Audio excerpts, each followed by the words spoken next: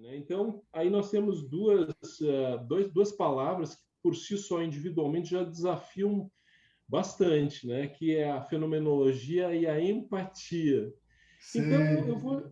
eu vou te perguntar assim, o que tem sido, eu sei que tu tens te dedicado agora, neste momento, né? Sobre este tema. Então, o que tu tem escolhido a respeito disso? O que afinal de contas, num resumo resumido, bastante assim, como é que eu vou dizer, palatável, né, para a turma, o que é fenomenologia da empatia? Quando a gente fala fenomenologia, para quem não é desse círculo aqui, as pessoas pensam em várias coisas, inclusive em manifestações espirituais. Não, gente, não tem nada a ver com isso. Fenomenologia nada mais é do que a ciência do possível de ser percebido a partir de si mesmo. E isso é importante, do possível de ser percebido a partir de si mesmo. E é por isso que Russell vai dizer, as coisas em si mesmas, para serem percebidas, elas precisam de um método. Por quê? Porque nós caímos em dois vieses perigosos. O primeiro é pensar que tudo é uma extensão do sujeito.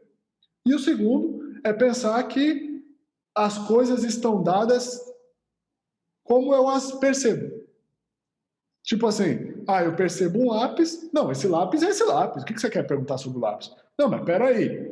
Dependendo de como eu olho para esse lápis, eu tenho alguma percepção diferente. Eu percebo a cor, eu percebo a textura, eu percebo a forma.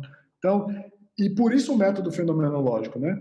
O método fenomenológico, ele fala o seguinte, vamos segurar um pouquinho, vamos colocar as nossas certezas pré-concebidas em dúvida e vamos variar a percepção de determinados objetos para que, de fato, a gente consiga o mais possível chegar àquilo que é o núcleo dele. E o que é o núcleo? É a essência que está contida nele, como dizia Aristóteles? Não.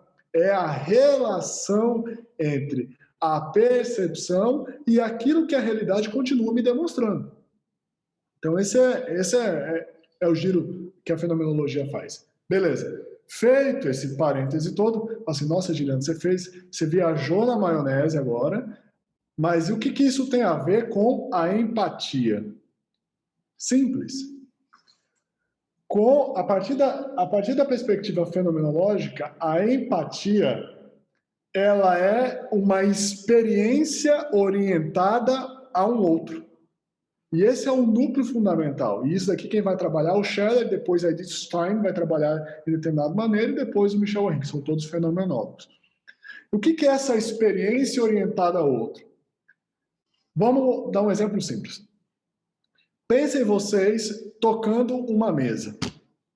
Quando eu aqui fiz esse exercício, ao tocar a mesa, eu percebo a mesa, mas ao mesmo tempo eu me percebo tocando a mesa. Esse é o sentido do tato, né? Então, essa propriedade autorreflexa, isso é aquilo que constitui um negócio chamado ego. O ego é sempre autorreflexo.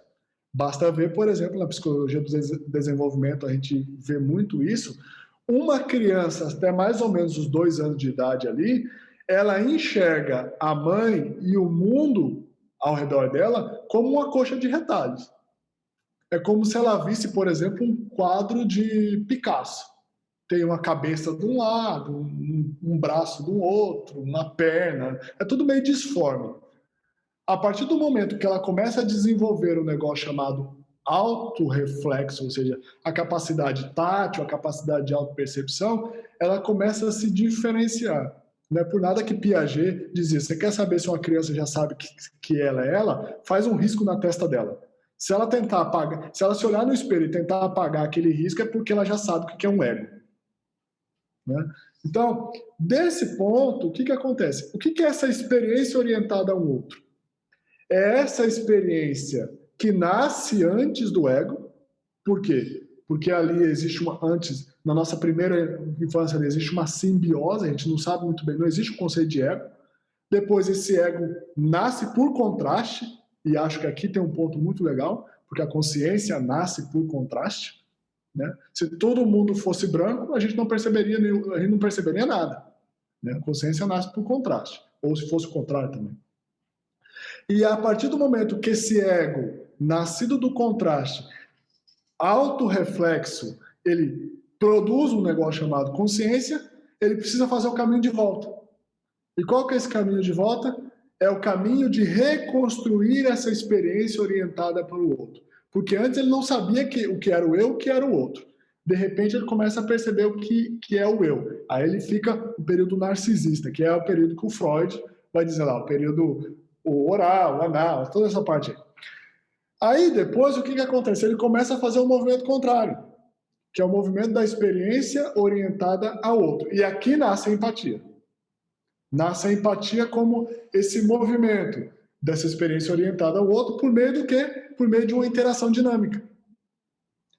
E essa é a base que produz fenômenos como cultura, como linguagem, como, por exemplo, quando vocês me escutam falando, vocês que estão no Rio Grande, quando vocês me escutam falando, eu falo assim, esse cara não é do Rio Grande. Por quê? Porque ele tem um sotaque diferente. Assim como quando eu escuto vocês, eu digo, esse pessoal provavelmente é do Sul. Por quê? Porque tem um sotaque. De onde que a gente aprendeu isso? A gente aprendeu isso por meio de uma interação dinâmica com o grupo humano. Essa interação dinâmica com o grupo humano é a base intencional da empatia. E por que eu estou dizendo isso? Porque a gente, partindo dessa perspectiva, a gente tira a dimensão romântica da empatia. Porque o que acontece? Em muita literatura que a gente vê por aí, a gente usa a empatia a partir de uma leitura moral. No seguinte sentido, você tem que ser uma pessoa simpática, você tem que ter empatia para com as pessoas, você tem que ter compaixão para com as pessoas.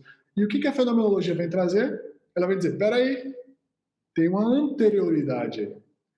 E aí o que acontece? Se a gente vai, por exemplo, para o campo das neurociências, existe uma coisa muito legal, que é, sem radicalizar o materialismo das neurociências, existe um negócio chamado homeostase social.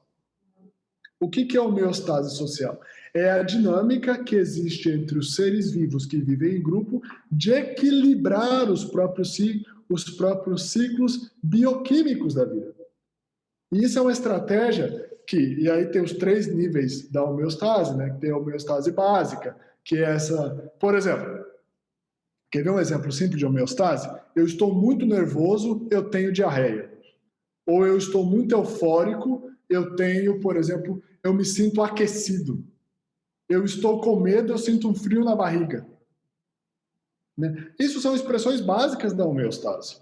Inclusive tem um estudo muito, muito legal do Nuneman, que foi feito, e do grupo dele de pesquisa da Universidade de Copenhague, que eles fizeram um estudo em 120 países sobre como é que o corpo representava as emoções. É muito legal.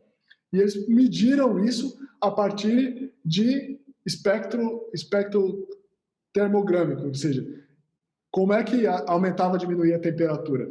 E aí você começa a entender algumas patologias, por exemplo. O corpo depressivo. Uma pessoa com depressão ela é gelada. Por quê? Porque ela não tem mais a capacidade empática. Ou seja, ela vai rompendo com esse laço da interação dinâmica com o outro. E por isso, ao mesmo tempo, quando ela rompe o laço da interação dinâmica com o outro, o que ela faz? Ela rompe o laço da interação com ela mesma. Por quê? Essa é a grande sacada da empatia. É que a empatia não é, e que uma fenomenologia da empatia vem propor. A relação empática ela não é apenas externa, mas ela constitui o mundo interno. E sem a constituição do mundo interno não é possível uma exterioridade. Ela é a criança lá, de 1, 2 anos, que não sabe o que é dentro e o que é fora. Então não tem exterior e não tem interior. É tudo misturado. Aí depois nasce o interior para voltar ao exterior. Então, diante dessa constituição, e aqui vem uma coisa que eu estou me debruçando justo nesse momento, é uma coisa seguinte, beleza, mas como pensar essa relação do compadecer com o pathos avec de Michel Henry, né? Que essa é uma coisa que eu estou pensando agora.